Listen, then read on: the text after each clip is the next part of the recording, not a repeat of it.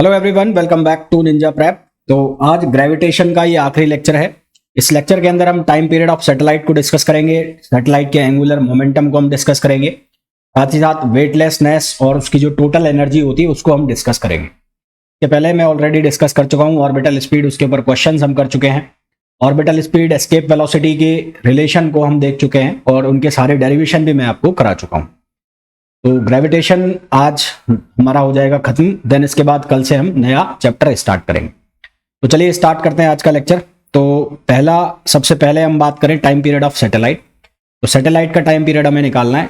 हमें पता है कि सैटेलाइट, जो भी सैटेलाइट है, लेट सपोज ये अर्थ है और सैटेलाइट जो है अर्थ के चारों तरफ रिवॉल्व कर रहा है।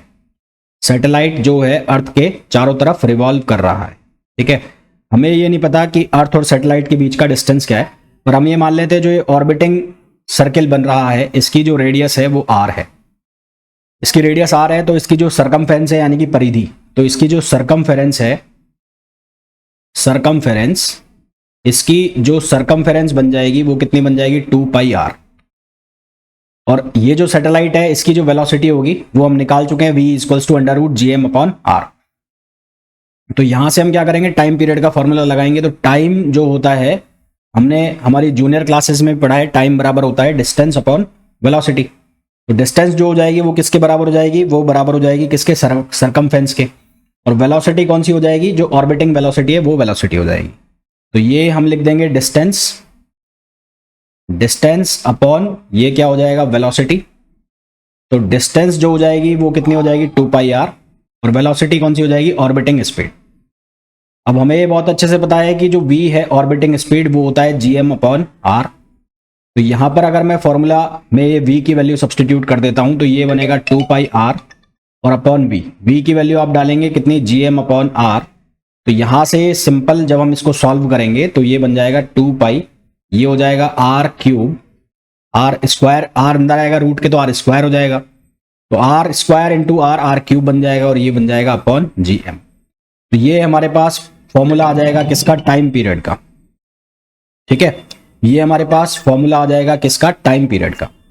अब अगर मैं ये कह दूं कि जो r है वो किसके बराबर है, r+h के बराबर, ठीक। तो लेट r जो है वो किसके इक्वल है, r+h, और जो gm है उसको हम जानते हैं कितना होता है, gr²।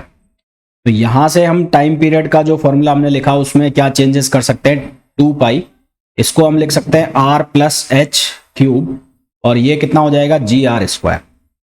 अगर मैं यहां से न्यूमरेटर से यानी कि ऊपर से मैं कॉमन निकाल लेता हूं r³, तो ये कितना बन जाएगा, ये बन जाएगा 2π, यहां r³ आ जाएगा और ये हो जाएगा 1+, कितना बनेगा, 1+h/r।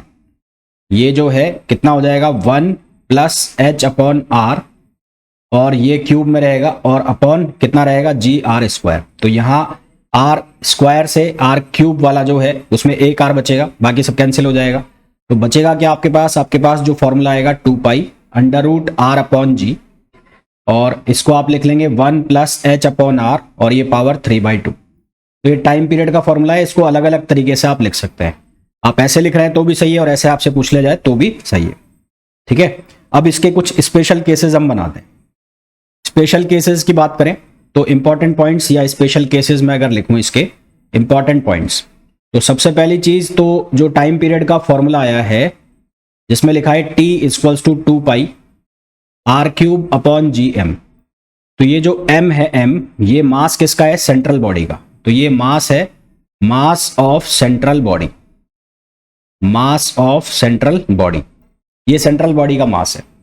तो इसका मतलब जो टाइम पीरियड है वो इंडिपेंडेंट है किससे, जो बॉडी, ऑर्बिटिंग बॉडी है उसके मास से इंडिपेंडेंट है। तो t is independent of mass of orbiting body. Orbiting body जो सैटेलाइट है उसके मास से ये क्या है, इंडिपेंडेंट है, ठीक है। उससे क्या है, इंडिपेंडेंट है। फिर दूसरी चीज, अगर मैं सब चीजों को कांस्टेंट कर देता हूं तो यहां से मेरे को केपलर्स लॉ मिल रहा है, t² प्रोपोर्शनल टू क्या मिल रहा है, r³ मिल रहा है। तो ये किसको वेरीफाई कर रहा है, ये वेरीफाई कर रहा है केपलर्स थर्ड लॉ। जो हमने निकाला था उसको ये क्या कर रहा है, वेरीफाई कर रहा है। जिसमें टाइम पीरियड के बारे में हमने बात की थी उसको वेरीफाई कर रहा है। यदि सैटेलाइट अर्थ सरफेस के पास में है, ठीक है, third condition, if satellite is near to earth surface, यदि सैटेलाइट अर्थ सरफेस के पास में है तो उस केस में क्या होगा, h की वैल्यू को हम 0 डाल देंगे। यहां पर r जो है, r में क्या लिखेंगे, r प्लस एच लिखेंगे, तो h की वैल्यू को हम 0 डाल देंगे। तो हमारे पास जो इक्वेशन बनेगी 2 पाई, यहां पर क्या बनेगा, यहां पर बनता है r प्लस एच का क्यूब, तो यहां पर मैं एक बार लिख देता हूं r प्लस एच क्यूब, और ये क्या होता है जी आर स्क्वायर। तो मैं क्या करूंगा, h की वैल्यू को 0 अगर डालता हूं तो यहां से क्या बनेगा, 2 pi under root r upon G बनेगा फॉर अर्थ।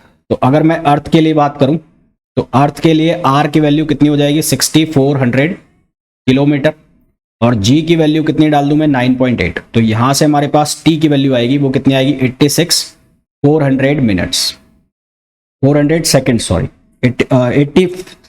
86.4 minutes, 86.4 minutes. और इसको अगर हम आवर्स में बदले घंटों में तो ये हो जाएगा 1.4 आवर्स, 1.4 आवर्स। तो यदि कोई सैटेलाइट अर्थ की सरफेस के पास है तो उसका टाइम पीरियड जो है वो कितना हो जाएगा, 86.4 मिनट्स। और अगर आवर्स में आप लिखें यानी कि घंटों में, तो वो घंटों में कितना हो जाएगा, 86.4 मिनट्स उसका टाइम पीरियड हो जाएगा। ठीक है, वो उसका क्या हो जाएगा, टाइम पीरियड हो जाएगा। जिस तरह से मैंने बात की थी जब ऑर्बिटिंग स्पीड में, हमने बात की थी कि यदि कोई ग्रेविटेशन फोर्स फंक्शन है फंक्शन है r की पावर n का इनवर्सली प्रोपोर्शनल में, यानी कि f proportional to 1/r power n, तो वहां पर हमने देखा था जो ऑर्बिटिंग स्पीड है उसको हमने लिखा था v proportional to 1/√r power n-1। ठीक इसी तरह से यहां पर भी हम लिख सकते हैं कि इफ ग्रेविटेशनल फोर्स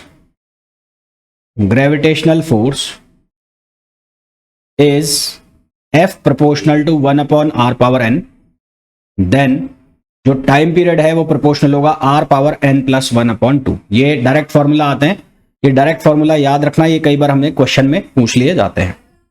ठीक है, फिर नेक्स्ट और मेन इंपॉर्टेंट पॉइंट, यदि कोई सैटेलाइट है जो इक्वेटोरियल प्लेन में मोशन कर रहा है अर्थ के रिलेटिव, इक्वेटोरियल प्लेन में अर्थ के रिलेटिव मोशन कर रहा है वेस्ट टू ईस्ट, क्योंकि अर्थ जो घूमती है वो वेस्ट टू ईस्ट घूमती है ऐसे, तो वो भी अर्थ के रिलेटिव मोशन कर रहा है waste to east.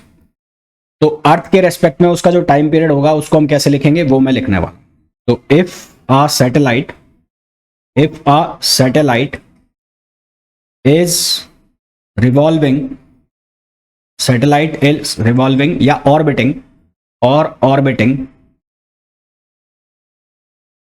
in a equatorial plane of earth, equatorial plane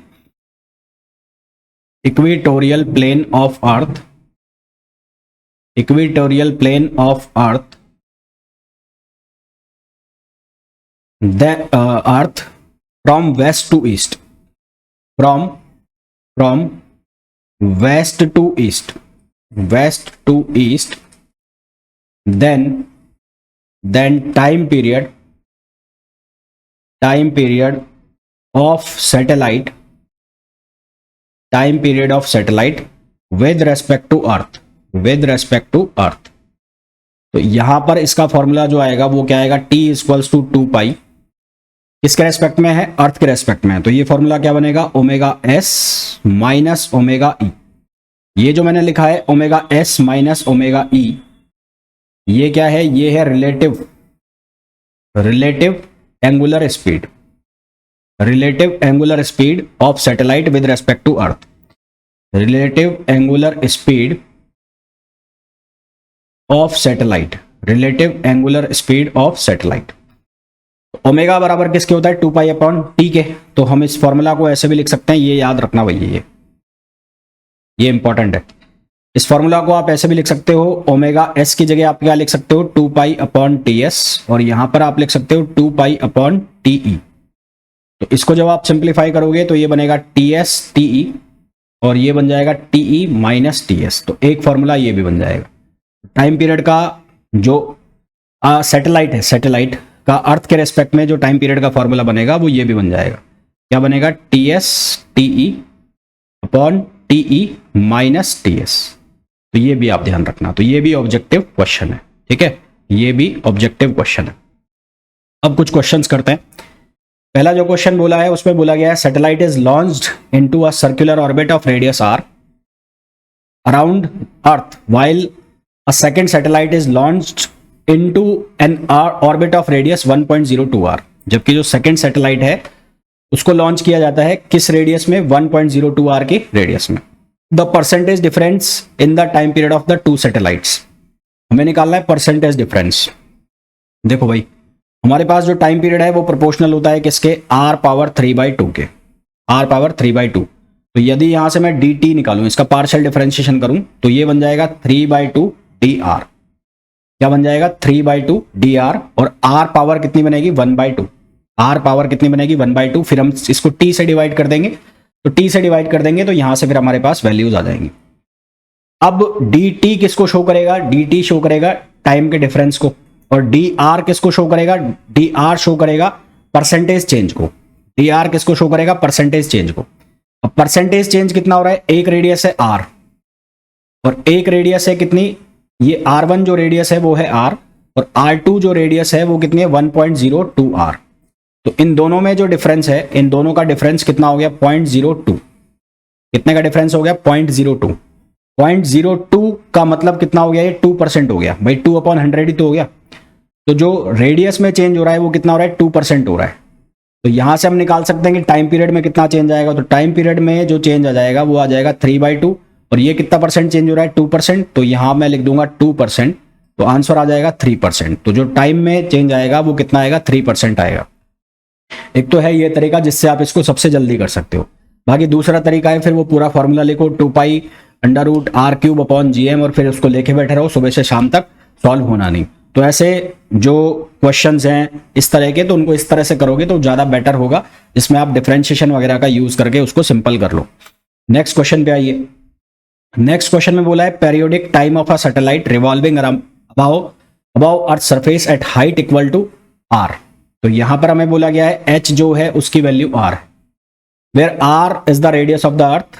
तो हमें पेरियोडिक टाइम पूछा है, तो टाइम पीरियड का हमारे पास फॉर्मूला है 2π, और ये होता है r³/gm, r³/gm। तो t इक्वल्स टू 2π r³ की जगह मैं वैल्यू रख दूंगा r+h, और उसका क्यूब हो जाएगा अपॉन √gm। तो t इक्वल्स टू h हमें कितना गिवन है, r गिवन है, तो h r गिवन है, तो ये हो जाएगा कितने का क्यूब, 2r का क्यूब। तो 2r का क्यूब जो बनेगा वो बनेगा 8r³। gm की जगह हम क्या लिख लेंगे, इसकी जगह लिखेंगे gr²। तो यहां से क्या कैंसिल आउट हो जाएगा, ये r² और एक r बचेगा। तो हमारे पास बचेगा क्या, हमारे पास बचेगा t इक्वल्स टू 2π, और ये √8r/g, √8r/g, ये हमारे पास बच जाएगा। ठीक है, 8 को यदि हम बाहर निकालते हो तो ये आएगा 2√2। 8 को यदि मैं बाहर निकालता हूं तो ये आएगा 2√2, तो 2 × 2 और ये √2 और ये पाई, और ये रह जाएगा कितना, r/g। तो ये 2 × 2 कितना हो जाएगा, 4। तो टाइम पीरियड कितना हो जाएगा, 4 √2π, और ये कितना हो जाएगा, √r/g। तो ये हमारे पास इसका आंसर आ जाएगा, जो कि ऑप्शन हो जाएगा बी। तो इसका जो करेक्ट आंसर है वो क्या हो जाएगा, बी हो जाएगा। अब आगे नेक्स्ट टॉपिक पर चलते हैं। Next topic is Jio stationery satellite. देखो नाम से पता लग रहा है स्टेशनरी। स्टेशनरी का मतलब है कि वो हमें रेस्ट में फील होगा कि ये रेस्ट में, it seems to be at rest. Geostationary satellite वो सैटेलाइट होते हैं जो अर्थ की सरफेस से, जिनकी अर्थ से जो डिस्टेंस होती है 36,000 किलोमीटर होती है। कितनी डिस्टेंस होती है, 36,000 किलोमीटर डिस्टेंस होती है। ये ठीक उसी स्पीड से, उसी एंगुलर स्पीड से मोशन करते हैं। ये ठीक उसी एंगुलर स्पीड से मोशन करते हैं जिस एंगुलर स्पीड से अर्थ घूम रही होती है। तो अर्थ के रेस्पेक्ट में यदि मैं खड़ा होकर देखता हूं नीचे से, तो इनकी जो रिलेटिव स्पीड है, क्योंकि रिलेटिव स्पीड 0 हो जाएगी, क्योंकि दोनों सेम स्पीड से घूम रहे हैं, तो हमें ऐसा लगता है कि ये रेस्ट में है, पर ये रेस्ट में नहीं होते, पर ये रेस्ट में नहीं होते। इनकी जो ऑर्बिटिंग स्पीड निकल के आती है वो आती है 3 किलोमीटर पर सेकेंड, और इनकी जो हाइट होती है अर्थ से वो कितनी होती है, 36,000 किलोमीटर। यानी कि h इक्वल्स टू कितना हो जाता है, 7r, है ना, 7r या 6r। h की जो वैल्यू हो जाती है 7r हो जाती है। तो मैं लिख देता हूं इसमें तो satellite which appears satellite which appears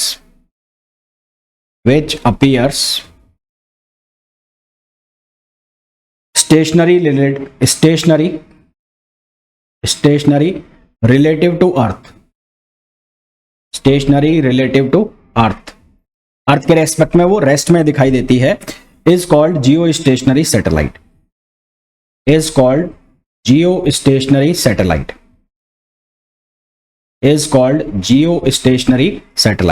तो ऐसी सैटेलाइट को हम क्या नाम देते हैं? जियो स्टेशनरी सैटेलाइट कहते हैं।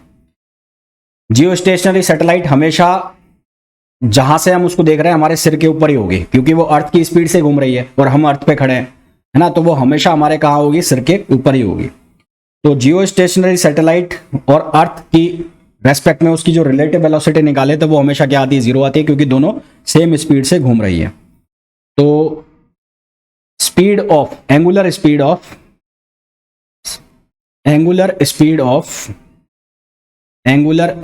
Of geostationary satellite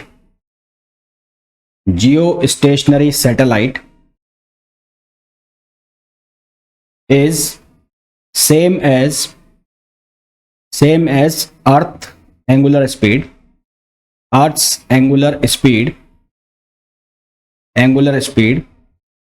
hence its relative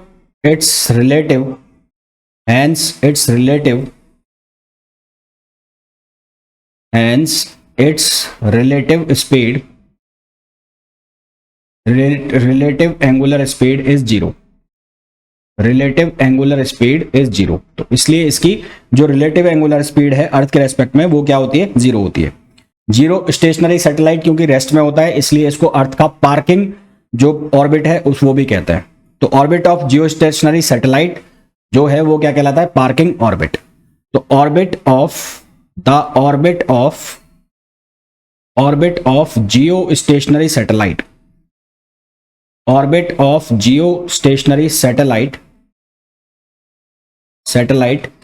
is called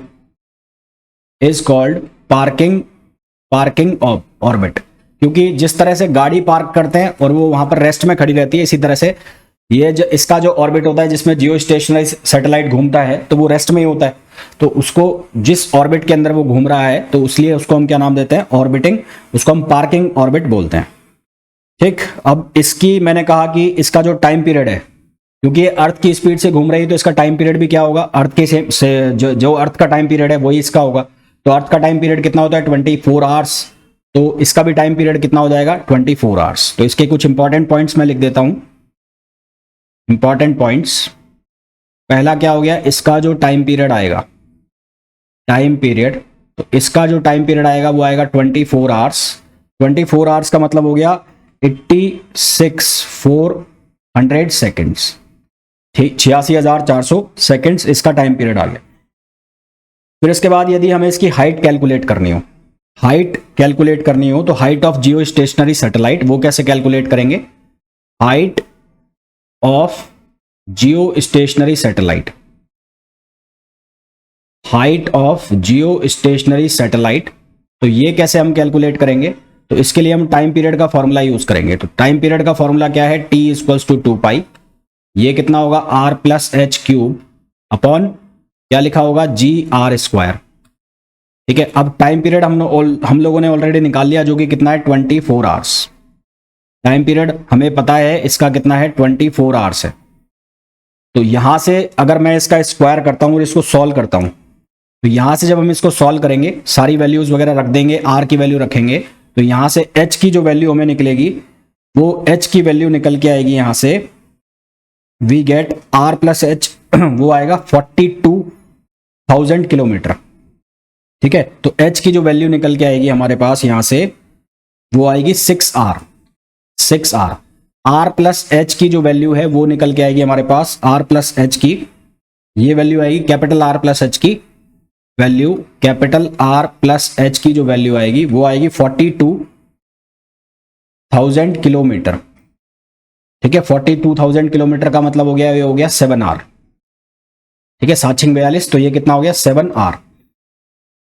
अब इसको अगर हम फर्दर सॉल्व करें तो हाइट अगर हम निकालना चाहें तो यहां से हाइट हम निकालना चाहे तो r प्लस एच, तो ये कितना हो जाएगा r plus H equals to 7r। तो यहां से h की वैल्यू कितनी हो जाएगी 6r हो जाएगी। तो ये h की वैल्यू कितनी हो गई 6r। तो h इक्वल्स टू कितना हो जाएगा 6 इंटू 6400। तो ये कितना आ जाएगा, ये आ जाएगा हमारे पास यहां से वैल्यू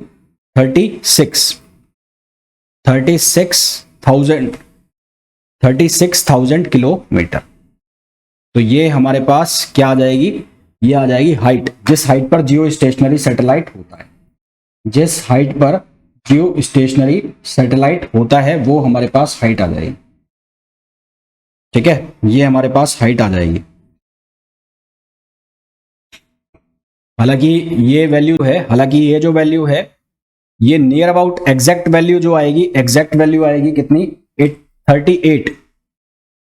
38,400 किलोमीटर आएगी। पर इसको नियर अबाउट किसके लिया जाता है 36,000 kilometre.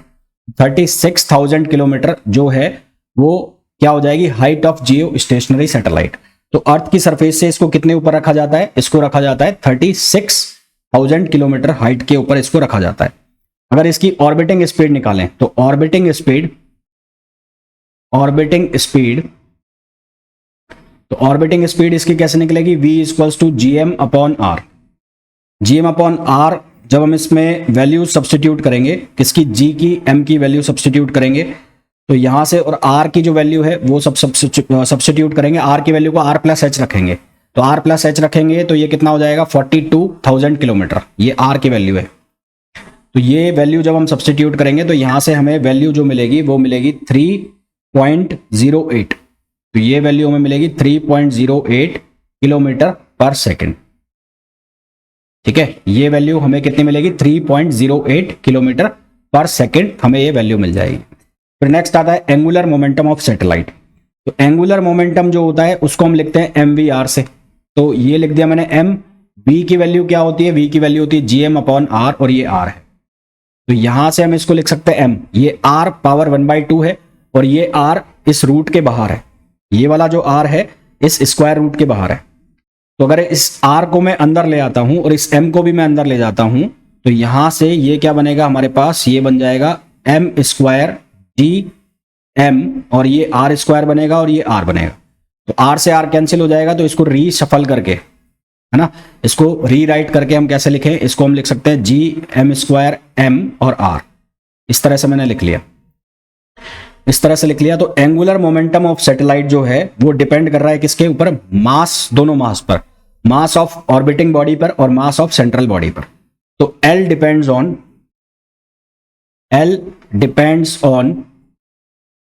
Mass of orbiting body as well as इसका मास हो गया हमारे पास जो सेंट्रल बॉडी है, सेंट्रल बॉडी। तो उन दोनों के मास के ऊपर ये क्या कर रहा है, डिपेंड कर रहा है। ठीक है, और साथ ही साथ ये किस पे डिपेंड कर रहा है, L प्रोपोर्शनल टू R पे, R power 1/2 and L also depends on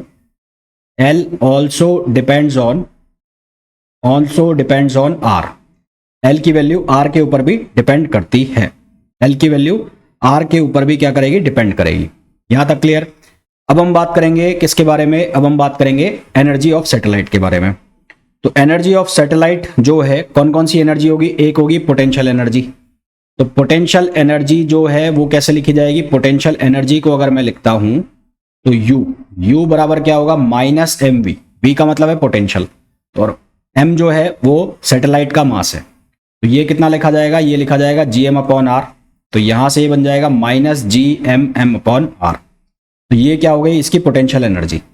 अब हमने अभी पढ़ा कि जो L है, L जो है वो किसके बराबर होता है, L बराबर होता है gmm स्क्वायर और r, है ना, gmm स्क्वायर और r इसके बराबर है। तो यहां से अगर मैं दोनों साइड स्क्वायर कर दूं तो ये क्या बनेगा, ये बन जाएगा L square equals to gmm square और r। तो अगर मैं इसको एडजस्ट करता हूं तो ये बनेगा L square upon m L square upon M R, और ये वैल्यू किसकी आ जाएगी, जी एम एम। तो जी एम एम की वैल्यू में मैं क्या लिख सकता हूं, L square upon M R. तो L square upon M R को अगर मैं यहां सब्सटीट्यूट कर देता हूं तो ये जो वैल्यू है minus G M small M upon R जो लिखा हुआ है, तो जी एम एम की जगह मैं क्या वैल्यू डाल दूंगा, L square upon M R, और यहाँ आर पहले से, तो ये क्या बन जाएगा, ये बन जाएगा minus L square upon M R square. तो ये जो पोटेंशियल एनर्जी है किसके फॉर्म में भी आ गई, एंगुलर मोमेंटम के फॉर्म में भी आ गई। इसी तरह से हम निकाल सकते हैं इसकी काइनेटिक एनर्जी। तो इसकी काइनेटिक एनर्जी जो है वो कैसे लिखोगे, हाफ एम वी स्क्वायर। अब ऑर्बिटिंग स्पीड जो होती है वो कितनी होती है, वो होती है under root G M upon R, और इसका स्क्वायर हुआ है, तो स्क्वायर अगर हम लगाएंगे तो जो स्क्वायर रूट है वो हट जाएगा, तो क्या बनेगा, ये बनेगा G capital M upon R. तो यहां से क्या वैल्यू बन जाएगी, G capital M small M upon 2r। तो अब मैं जी एम एम की वैल्यू अगर सब्सटीट्यूट करता हूं तो इस वैल्यू को हम लिख सकते हैं L square upon 2mr square. फिर अगर हम निकालना चाहें कौन सी एनर्जी, टोटल एनर्जी, तो टोटल जो एनर्जी होती है, टोटल एनर्जी हो जाएगी समेशन किसका, kinetic energy plus potential energy. तो काइनेटिक एनर्जी हमारे पास जो आई है वो आई है G capital M small M upon 2r, और जो पोटेंशियल एनर्जी है वो कितनी है, minus G capital M small M upon R. तो यहां से हमारे पास क्या बचेगा, G capital M small M upon 2r। तो यहां से आपको एक रिलेशन देखने को मिल रहा है कि जो काइनेटिक एनर्जी और टोटल एनर्जी है वो इक्वल है, मैग्नीट्यूड में दोनों क्या है, इक्वल है। जबकि जो पोटेंशियल एनर्जी है वो ट्वाइस है, 2 गुनी है किसकी, टोटल एनर्जी की। जबकि जो पोटेंशियल एनर्जी है वो ट्वाइस है, 2 गुनी है किसकी, टोटल एनर्जी की। ठीक है, वो 2 टाइम्स है किसकी, पोटेंशियल एनर्जी की। कुछ क्वेश्चन करते हैं इनके ऊपर। जैसे कि हमें पहला जो क्वेश्चन दिया हुआ है एनर्जी के लिए, उसमें बोला गया है potential energy of a satellite having mass m and rotating at height of 6.4 into 10⁻6 meter from the earth center. तो अर्थ के सेंटर से हमें बताना है, तो अर्थ के सेंटर से पोटेंशियल एनर्जी जो है उसको हमने लिख लिया minus G M M, G capital M small M upon R. तो आर की जो वैल्यू है वो कितनी हो जाएगी, आर प्लस एच हो जाएगी। तो पोटेंशियल एनर्जी जो है वो कितनी हो जाएगी, माइनस जी एम एम, और ये कितना हो गया, आर प्लस एच हो गया। हमें बोला है कितनी हाइट पर है, 6.4 into 10⁻6 मीटर। तो ये आपको घुमाया हुआ है क्योंकि आर जो है उसकी वैल्यू होती है 6400 किलोमीटर। तो ये जो हाइट है वो भी किसके इक्वल दी हुई है, आर के इक्वल दी हुई है। तो एच की वैल्यू को आप क्या रख दोगे, आर ही रख दोगे, तो यहां से बनेगा G M M upon R plus R, कितना हो जाएगा, 2r। ठीक है, अब कैपिटल जी एम को आप क्या लिख सकते हो, जी आर स्क्वायर लिख सकते हो। तो पोटेंशियल एनर्जी कितनी हो जाएगी, minus G R square M, और अपॉन ये कितना हो जाएगा, 2r। तो r से r कैंसिल हो जाएगा। पोटेंशियल एनर्जी कितनी हो जाएगी, minus M G R upon 2, और ये बन जाएगा 0.5 mgr माइनस में। तो हमारे पास जो आंसर आ जाएगा वो आ जाएगा ऑप्शन ए, 0.5 माइनस में और mgr। ये हमारे पास इसका आंसर आ जाएगा। नेक्स्ट क्वेश्चन के अंदर हमें बोला गया है satellite if the time of revolution is t, the kinetic energy is proportional to. अब काइनेटिक एनर्जी जो हमारे पास आई थी वो क्या आई थी, वो आई थी G capital M small M upon 2r। ये हमारे पास काइनेटिक एनर्जी थी, यानी कि काइनेटिक एनर्जी प्रोपोर्शनल है 1/r के। और हमने ये पढ़ा है कि जो टाइम पीरियड है टी स्क्वायर प्रोपोर्शनल होता है r क्यूब। टी स्क्वायर ये किसके प्रोपोर्शनल होता है, r क्यूब के। तो t प्रोपोर्शनल हो जाएगा r पावर 3/2। ठीक है, t प्रोपोर्शनल हो जाएगा r पावर 3/2, या r प्रोपोर्शनल हो जाएगा किसके, t पावर 2/3 के, इसके t पावर 2/3 के। तो अब मैं काइनेटिक एनर्जी में इसकी वैल्यू को सब्सटीट्यूट कर देता हूं, तो के ई प्रोपोर्शनल 1/r, तो ये हो जाएगा t पावर 2/3। यहां से सिंप्लीफाई करेंगे तो के ई प्रोपोर्शनल टू t पावर -2/3। तो ये t पावर क्या आ जाएगा, -2/3, जो कि ऑप्शन हो जाएगा डी। नेक्स्ट क्वेश्चन पे आइए। नेक्स्ट क्वेश्चन में बोला है 2 satellites are moving around the earth in circular orbits at height r and 3r। तो एक की जो हाइट है वो दे रखी है कितनी, r, और एक के लिए हाइट दे रखी है कितनी, 3r। तो r1 जो बनता है वो बनेगा r प्लस h1, तो ये कितना बन जाएगा, ये बन जाएगा 2r। और r2 जो बनेगा वो बनेगा r प्लस h2, तो ये कितना बन जाएगा, ये बन जाएगा 4r। तो काइनेटिक एनर्जी का रेशो हमें चाहिए, काइनेटिक एनर्जी का। तो के ई अभी हमने बात की कि जो के ई है वो प्रोपोर्शनल है किसके, 1/r के। तो यहां से हम निकाल लेंगे के ई 1/के ई 2, तो ये किसके बराबर हो जाएगा, r2/r1। R2 की जो वैल्यू है वो कितनी है 4R है, और R1 की जो वैल्यू है वो कितनी है 2R है। तो इसको सिंप्लीफाई किया तो हमारे पास रेशो आ गया 2 रेशो आ गया। तो हमारे पास इसका जो आंसर हो जाएगा वो कितना हो जाएगा 2। अब कई बार आपसे ग्राफ पूछ लिया जाता है इन एनर्जीज का, तो इन एनर्जीज का ग्राफ अगर मैं बनाऊं तो यहां पर तो कौन सी एनर्जी आ जाएगी, काइनेटिक एनर्जी, क्योंकि वो पॉजिटिव में है। और जो पोटेंशियल एनर्जी है और कौन सी एनर्जी जो है हमारे पास टोटल एनर्जी, वो दोनों नेगेटिव में जाएंगी। तो आर के साथ इनका ग्राफ बना रहा हूं, तो काइनेटिक एनर्जी का ग्राफ तो बनेगा कुछ ऐसा, और जो पोटेंशियल एनर्जी है और जो टोटल एनर्जी है उसका ग्राफ कुछ इस तरह से बनेगा। तो ये हो जाएगी टोटल एनर्जी, ये तो हो गई कौन सी एनर्जी, काइनेटिक एनर्जी, ये हो जाएगी टोटल एनर्जी, और ये जो एनर्जी है ये हो जाएगी पोटेंशियल एनर्जी। और ये जो भी ग्राफ बन रहे हैं ये कैसे बनेंगे, पैराबोलिक ग्राफ बनेंगे। ये जितने भी ग्राफ बन रहे हैं कैसे होंगे, पैराबोलिक होंगे। फिर एक कंडीशन आती है वेटलेसनेस। वेटलेसनेस आपने पहले भी पढ़ा होगा, आपने इसको मैकेनिक्स के अंदर भी पढ़ा होगा।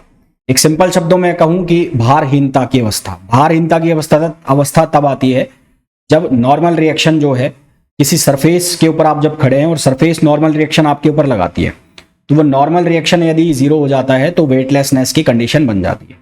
तो नॉर्मल रिएक्शन की कंडीशन में जब नॉर्मल रिएक्शन 0 होता है या वेटलेसनेस की कंडीशन होती है तो उसमें दो चीजें होती हैं, या तो एक्सेलरेशन और ग्रेविटेशनल एक्सेलरेशन दोनों बराबर हो जाते हैं, तो उनका डिफरेंस क्या आ जाता है, 0 आ जाता है, पहली चीज। और या फिर जो ग्रेविटेशनल एक्सेलरेशन है उसकी वैल्यू ज्यादा हो जाती है किससे, ग्रेविटेशनल एक्सेलरेशन से, तो वो नेगेटिव में जाता है, तो भी वो क्या होगा, वेटलेसनेस होगा। तो बहुत ही सिंपल शब्दों में कहूं कि यदि जिस सरफेस के ऊपर आप हैं वो सरफेस का नॉर्मल रिएक्शन कितना जा रहा है, 0 जा रहा है, नॉर्मल रिएक्शन बोल लो या सरफेस रिएक्शन बोल लो, वो 0 जा रहा है, तो उसको हम क्या बोलते हैं, वेटलेसनेस बोलते हैं। सैटेलाइट्स के अंदर ये प्रॉब्लम ज्यादा होती है कि सैटेलाइट्स के अंदर जो उसका खुद का ग्रेविटेशनल फील्ड है, वो सैटेलाइट के अंदर की मैं बात कर रहा हूं, तो उसके अंदर वो होता नहीं है। तो सैटेलाइट के अंदर खुद का ग्रेविटेशनल फील्ड अंदर नहीं होता सैटेलाइट के अंदर, तो उसकी सरफेस पर जो नॉर्मल रिएक्शन लगता है वो कितना आ जाता है, 0 आ जाता है। 0 आता है तो सैटेलाइट के अंदर जो भी एस्ट्रोनॉट्स हैं वो किस कंडीशन में होते हैं, वेटलेसनेस की कंडीशन में होते हैं। आपने देखा भी होगा वीडियोस में कि वो हवा में उड़ते रहता है ना, वो हवा में उड़ते रहते हैं, तो वो किसकी कंडीशन होती है, वेटलेसनेस की कंडीशन होती है। किसकी कंडीशन होती है, वेटलेसनेस की कंडीशन होती है। ठीक, तो इसमें मैं अगर लिखूं तो क्या लिखेंगे, the weight of body, weight of body, मैं इसको वैसे सिंपल मेरे शब्दों में लिख रहा हूं, if normal reaction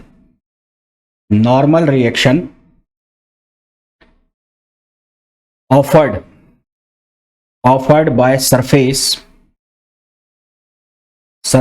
is 0, then it is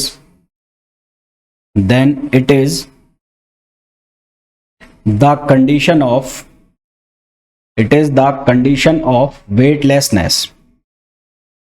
It is the condition of weightlessness. तो ये किसकी कंडीशन होती है, वेटलेसनेस की। मान लो कि आप वेगिंग मशीन पर खड़े हो, वजन तोलने वाली मशीन के ऊपर आप खड़े हो, तो आपका जो वेट है वो डाउनवर्ड्स जा रहा है नीचे, mg, आपको ये लग रहा है ये वेट है, पर एक्चुअल में जो मशीन मेजर करती है, मशीन किसको मेजर करती है, जो ये नॉर्मल रिएक्शन लग रहा है इसको। और क्योंकि इक्विलिब्रियम की कंडीशन में r बराबर mg हो जाता है, तो हम ये मान लेते हैं कि ये है, जबकि एक्चुअल में जो मशीन मेजर करती है वो किसको मेजर करती है, रिएक्शन को, नॉर्मल रिएक्शन को। तो अगर वो नॉर्मल रिएक्शन 0 हो जाएगा तो वो किसकी कंडीशन बन जाएगी, वेटलेसनेस की कंडीशन बन जाती है। तो वेटलेसनेस की कंडीशन में जो नॉर्मल रिएक्शन है उसकी वैल्यू क्या हो जाती है, 0 हो जाती है। अब सैटेलाइट के अंदर यदि हम बात करें वेटलेसनेस की, तो सैटेलाइट के अंदर मान लो ये सैटेलाइट, ये सबसे पहले तो कोई प्लेनेट है जिसके अबाउट सैटेलाइट रिवॉल्व कर रहा है, तो मान लो ये अर्थ है और इसके चारों तरफ एक ऑर्बिट के अंदर कौन घूम रहा है, सैटेलाइट घूम रहा है, सैटेलाइट। तो यहां पर हो गया ये सैटेलाइट, ठीक है। अब सैटेलाइट के अंदर कोई बॉडी है, मान लो ये बॉडी है और इस बॉडी का मास कितना है, m है, m। तो इस बॉडी के ऊपर अर्थ अपना एक ग्रेविटेशनल पुल लगाएगी, और वो ग्रेविटेशनल पुल जो है वो कितना होगा, उसकी वैल्यू होगी Gmm/r²। कितनी होगी, Gmm/r²। अब ये अर्थ, ये किसी सरफेस पर है यहां पर, तो ये सरफेस इसको क्या ऑफर करेगी, एक नॉर्मल रिएक्शन ऑफर करेगी, r। क्या ऑफर करेगी, नॉर्मल रिएक्शन। और जो इसका एक्सेलरेशन होगा ओवरऑल, क्योंकि ये लगातार इस सर्किल में अंदर घूम रहा है, तो इसका एक्सेलरेशन हमेशा किधर की तरफ होगा, towards centre of earth, towards the centre of earth. तो according to Newton's law, according to Newton's law हम ये पढ़ते हैं कि F बराबर क्या होता है, ma होता है। ठीक है, F बराबर क्या होता है, ma होता है। तो यहां पर क्या लिखा जाएगा, ये किधर की तरफ है, अंदर की तरफ है, तो क्या लिखा जाएगा, GMM upon R square minus R, normal reaction, और ये किसके बराबर हो गया, ma के बराबर हो गया। अब ये जो a है, a ये कौन सा एक्सेलरेशन होता है, ये g होता है, और ये g की वैल्यू हम जानते हैं कितनी होती है, gm upon R square, gm upon R square. अब वेटलेसनेस की कंडीशन में है ना, तो during weightlessness, during weightlessness, weightlessness, weightlessness की कंडीशन में क्या होगा, आर जो है वो जीरो हो जाता है, आर जो है वो क्या हो जाएगा, जीरो हो जाएगा। या फिर जब वेटलेसनेस की कंडीशन होगी तो एक्सेलरेशन मैंने कहा ग्रेविटेशनल एक्सेलरेशन के बराबर हो जाता है, तो ए बराबर क्या हो जाएगा, जी हो जाएगा। ए बराबर जब जी हो जाएगा तो आप यहां पर क्या देखोगे कि G M M upon R square minus R, और ये भी कितना लिखा जाएगा, G M M upon R square. तो ये कट जाएंगे दोनों, तो यहां से आर की वैल्यू क्या आ जाएगी, जीरो आ जाएगी। और वही मैं कह रहा हूं कि जो नॉर्मल रिएक्शन है उसकी वैल्यू क्या हो जाती है, जीरो हो जाती है, जब हम बात करते हैं किसकी, वेटलेसनेस की। ठीक है, तो ये ज्यादातर सैटेलाइट्स में देखने को हमें मिलती ही मिलती है। क्वेश्चन करें तो time period of simple pendulum on A freely moving artificial satellite. जब भी बॉडी फ्रीली मूविंग होगी तो फ्रीली मूविंग का मतलब है उसका एक्सेलरेशन कितना हो रहा है, जीरो हो रहा है। ठीक, तो फ्रीली मूविंग का मतलब है उसका एक्सेलरेशन जो है वो कितना हो गया, जीरो हो गया। तो g की वैल्यू कितनी कर दें, जीरो कर दें, तो t पाई 2 पाई l अपॉन ये हो गया जीरो, तो यहां से ये कितना बन जाएगा, इनफाइनाइट बन जाएगा। तो टाइम पीरियड जो हमारे पास आ जाएगा वो कितना आ जाएगा, इनफाइनाइट आ जाएगा। नेक्स्ट क्वेश्चन पे आओ। The weight of an astronaut in an artificial satellite revolving around the earth is. तो वेट ऑफ एस्ट्रोनॉट कितना होता है, जीरो होगा, क्योंकि वो किस कंडीशन में आ जाता है, वेटलेसनेस की कंडीशन में आ जाता है। Next, a ball is dropped from a spacecraft revolving around the earth at a height of 120 kilometer, what will be happen to the ball. क्योंकि जिस स्पीड से स्पेस क्राफ्ट घूम रहा है सेम उसी स्पीड से कौन आएगी, बॉल आएगी, है ना, सेम उसी स्पीड से कौन आएगी, बॉल आएगी। तो दोनों की स्पीड जो है वो रिलेटिव स्पीड क्या हो जाएगी, जीरो हो जाएगी। रिलेटिव स्पीड दोनों के बीच में क्या हो जाएगी, जीरो हो जाएगी। तो क्या होगा कि जो बॉल है वो जो ओरिजिनल ऑर्बिट है स्पेसक्राफ्ट का उस पर कंटिन्यूअसली मूव करती रहेगी with the same speed v। तो हमारे पास इसका जो आंसर आ जाएगा वो क्या आ जाएगा, ए आ जाएगा, है ना। वापस बोल रहा हूं कि जो बॉल की स्पीड है और जो स्पेसक्राफ्ट की स्पीड है दोनों सेम हो जाएंगी, तो उनके बीच की जो रिलेटिव स्पीड है वो हो जाएगी जीरो। तो बॉल स्पेसक्राफ्ट के साथ साथ क्या करती रहेगी, लगातार उसी सेम स्पीड के साथ घूमती रहेगी। तो it is all about gravitation. Gravitation मैंने आपको पूरा कंप्लीट करा दिया है, सारे क्वेश्चंस मैंने अच्छे से करा दिए हैं। फिर भी आपको कोई डाउट आता है तो आप मुझसे पूछ सकते हैं। मिलते हैं नेक्स्ट वीडियो में, till then thank you, bye bye.